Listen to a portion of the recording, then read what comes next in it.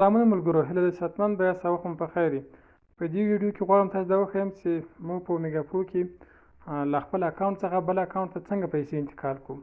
هغه که په ای والټ کې که په ډي والټ کې، خو د بل چا ډي والټ ته یې څنګه ولېږو یا ډیپازیټ والټ ته. راځو اکاونټ تیار لاګین شوي یو، له اکاونټ لاګین شوي یو. راځو په دا مثال ما په ای والټ کې 11.15 دي، زه غواړم دا پیسې بل چا ته ولېږم. دا به لومړی له ای والټ څخه ډیپازیټ والټ ته رااړوي. راځو په دا درو نقطو کلیک کوو، درې خطو باندې ټرانزیکشن ته راځو، فنډ ترانسفر ته راځو. فنډ ترانسفر چې کلیک کوو ورته منتظر کیږو. دلته به راسئ، په نور به څه کار نه لرئ. دلته ګور په ای والټ کې زه 11.15 روپۍ لرم، غواړم دا $10 بل چا ته ولېږم. $10 په اماونټ ترانسفر اماونټ کې وګو او په ټرانزیکشن پاسورډ کې هغه خپل اکاونټ ټرانزیکشن پاسورډ ورکوم. ما دا کاپي کړی، دلته پیسټ کوم، دلته پروسس کلیک کوم.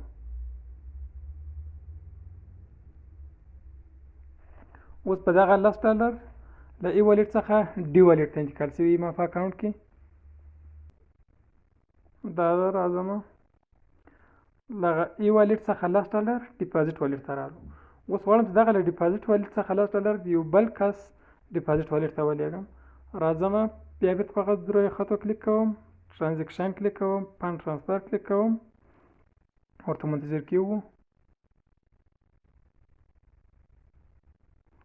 دلته به اول د سیل په ځای به دغه نقطه یې کلیک کوئ، سر ادرس به انتخاب کوئ، ادرس انتخاب کوم. اوس ورته منتظر سئ.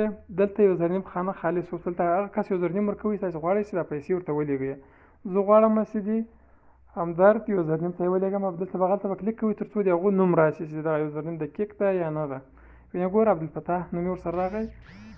اوس راځم بیا دلته اماونټ وهم څومره پیسې لېږم هغه که عبدالفتاح همدرد ته 10 ورته لیکم. 10 ځکه 10 ما په ډیپازیټ والټ کې دي، همدغه 10 لېږم. بیرته هغه ټرانزیکشن پاسورډ دلته پیسټ کوم، داسې مې پیسټ کړ، پروسس کلیک کوم. د پروسس وروسته دلته تا ایمیل ادرس ته یو ون ټایم پاسورډ لیږي، زه هغه پاسورډ ته رااخلو. زه ایمیل چک کوم،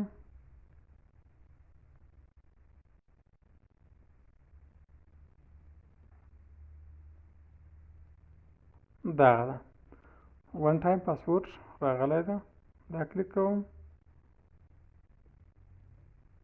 اوس دغه پاسورډ چې ده تا راته لېږلی چې د ون ټایم پاسورډ دغه عددونه چې دي دا را کاپي کوم او بیرته راځم اومیګا پرو ته، د ون ټایم پاسورډ په انباکس کې پیسټ کوم، یا یې راواخلئ ویې لیکئ.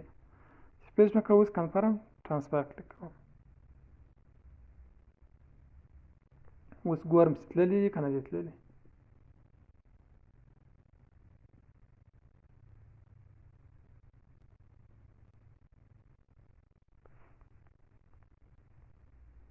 همدغه د ډیپازیټ والټ صفر شو. ګورو دغه په ډیپازیټ والټ کلیک کوو چې چاته تللي دي، هسټري یې ګورو.